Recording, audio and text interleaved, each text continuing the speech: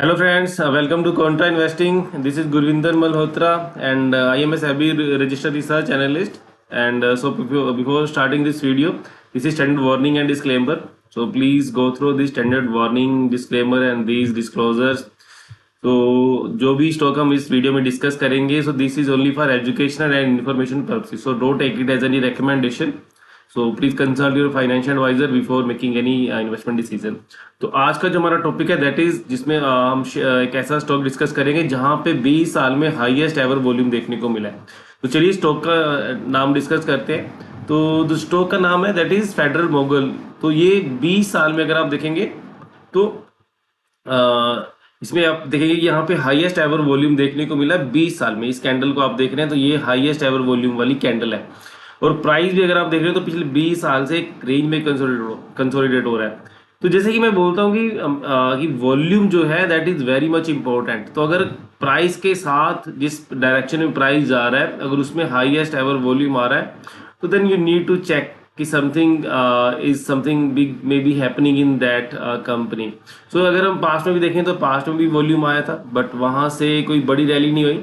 लेकिन वहां से गिरावट भी नहीं है. 2021 में आया था उसके बाद भी स्टॉक कंसोलिडेट करता रहा. तो ऐसा है कि कई बार स्टॉक लंबे कंसोलिडेट करते रहते हैं वॉल्यूम के बाद भी. ऐसा नहीं कि आपका पैसा इमीडिएट बन जाएगा but you need to check because volume हमें कुछ ना कुछ इंडिकेट कर रहा है. इतना बड़ा वॉल्यूम क्यों आया, कुछ ना कुछ तो रीजन होगा. ऐसे ही इतना बड़ा वॉल्यूम क्रिएट करना कोई इतनी मतलब कि किसी बिना रीजन के क्रिएट नहीं किया जा सकता. कुछ बड़े ऐसे स्ट्रॉन्ग हैंड्स ही हैं जो क्रिएट कर रहे हैं. तो वाई 20 साल में क्यों क्रिएट नहीं हुआ, तो कुछ तो होगा.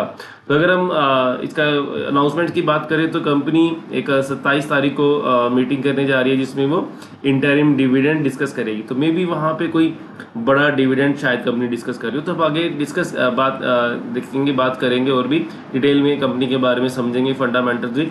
तो ये अगर आप ओवरऑल चार्ट देख रहे हैं तो जैसे 20 साल पहले भी इसी प्राइस पे ट्रेड कर रही थी तो आज भी नियर अबाउट सेम प्राइस पे ट्रेड कर रही है कंपनी. और यहाँ पे डिप के बाद एक जो यहाँ पे एक ब्यूटीफुल जो एक पैटर्न जो बन रहा है कि लंबे टाइम से 10 साल से बिल्कुल ही टाइट रेंज में कंसोलिडेट कर रहा है स्टॉक. ये देखिए 200 रुपये से ये 600 के बीच बीच में ट्रेड कर रहा है.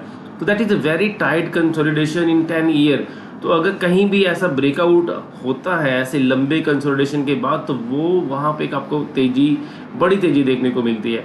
तो मैं एक ऐसी वीडियो भी बनाने का प्लान कर रहा हूँ जहाँ पे हम सीखेंगे कैसे आप लॉन्ग कंसोलिडेशन वाले स्टॉक्स को भी कैसे स्कैन कर सकते हैं. तो अगर आप चाहते हैं कि मैं ऐसा वीडियो भी बनाऊँ तो then please do comment in the comment section.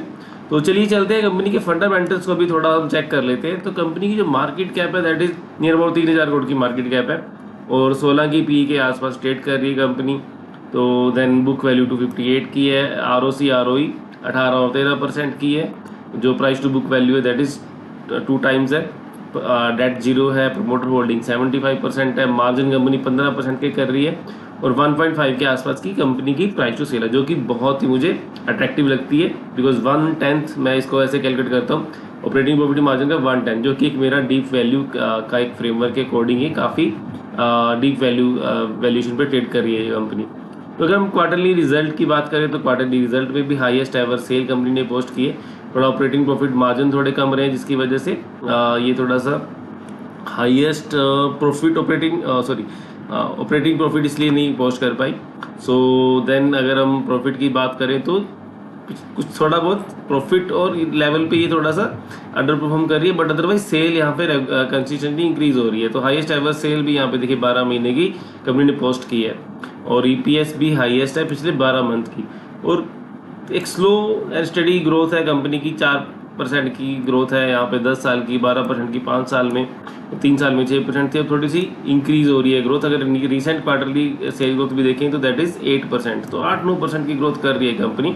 And यहाँ पे अगर मैं आपको एक चीज़ और दिखाऊं दैट इज यहाँ पे चार्ट पे हेल्प से हम देख सकते हैं. तो ऑल टाइम का हम चार्ट ले रहे हैं यहाँ पे. तो जो कंपनी की मार्केट कैप टू सेल है ये देखिए यहाँ पे 2007 में 6-7 के टाइम पे ट्रेड करती थी जो अभी 1.5 पे ट्रेड कर रही है जो हमने अभी डिस्कस किया. तो यहाँ पे अगर हम कंपनी की सेल्स एंड मार्जिन की हिस्ट्री देखें तो 2006-7 में 100 करोड़ के आसपास की सेल करती थी कंपनी, 100-120 करोड़ की, जो बढ़ के नियर अबाउट 500 करोड़ के आसपास पहुंच चुकी हुई है. तो नियर अबाउट 4x से यहाँ पे सेल हो चुकी है. तो मार्जिन नियर अबाउट अगर आप देखेंगे तो ऑपरेटिंग प्रॉफिट मार्जिन जो है यहाँ पे 20% थे। अगर यहाँ की बात करें तो जैसे बीच बीच में 10-15 इस टाइप से थोड़े वोलेटाइल रहे हैं। तो अभी मार्जिन देखिए वही रेंज में चल रहे हैं, 10-15 अभी भी 10-15 कर रहे हैं, लेकिन सेल 4 गुना हो गया और स्टॉक प्राइस वहीं पे ट्रेड कर रहा है। तो ऐसे इंडिकेशन आपके लिए एक डीप वैल्यू का और लंबा कंसोलिडेशन है, तो कहीं भी ब्रेकआउट होता है 20 साल का तो एक यहाँ पे एक बड़े आपको ऐसी अपॉर्चुनिटीज में एक बड़ा रिटर्न बनते हुए आपको नजर आता है। तो ये स्टॉक आपकी वॉच लिस्ट में होना चाहिए। चलिए आगे और डिस्कस करते हैं हम।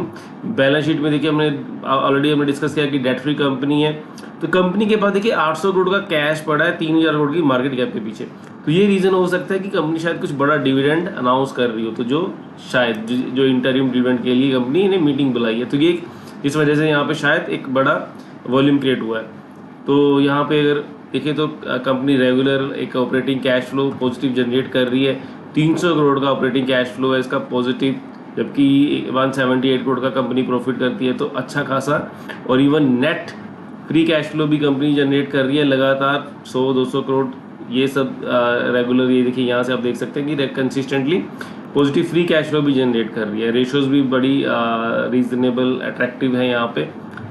कैश कन्वर्जन साइकिल -32 डेज का है और वर्किंग कैपिटल जो है 13 दिन की है, क्योंकि इनको देखिए टाइम मिल रहा है 194 डेज का जो टाइम मिल रहा है पेबल्स के लिए, जबकि ये डेटर्स के लिए 15-50 दिन ही अलाउ कर रहे हैं। तो ये भी एक जो एक अच्छी एफिशिएंसी शो करता है कंपनी। और 75% प्रमोटर होल्डिंग और नंबर ऑफ शेयर होल्डर देखिए पिछले 4 साल से कोई इंक्रीज नहीं है। तो ये जैसे कि इग्नोर्ड स्टॉक है, तो ऐसे स्टॉक्स में जब भी कहीं बड़ा ट्रिगर मिलता है तो बड़ा पैसा बनता है। तो ये हमने डिस्कस किया कंपनी के बारे में, टेक्निकल्स, फंडामेंटल्स। तो ओवरऑल कंपनी बढ़िया लग रही है, तो ये कंपनी आपकी वॉच लिस्ट में होनी चाहिए। तो अगर आपको ये वीडियो अच्छा लगा, आई होप कि ये आपके लिए यूज़फुल होगा, तो please do comment in the comment box, so and do share with your friends also so that they can also take the benefit of our videos। तो अगर आप चाहते हैं कि मैं इस टॉपिक के ऊपर रेगुलर वीडियो बनाऊं, तो देन प्लीज़ डू कमेंट कि यहाँ पे आप रेगुलर वीडियो चाहते हैं, उसके लिए कमेंट करिए। तो मैं कोशिश करूँगा कि regularly either on daily basis या वीकली जो भी ऐसे स्टॉक्स होंगे जहाँ पे हाईएस्ट एवर वॉल्यूम आ रहा है, तो उनको स्पेशली हम कवर करें, बिकॉज वहाँ से आपके लिए अच्छी अपॉर्चुनिटीज निकल सकती है। तो इसी के साथ मैं इस वीडियो को यहीं पे कंक्लूड करूंगा। Thank you very much for watching the video.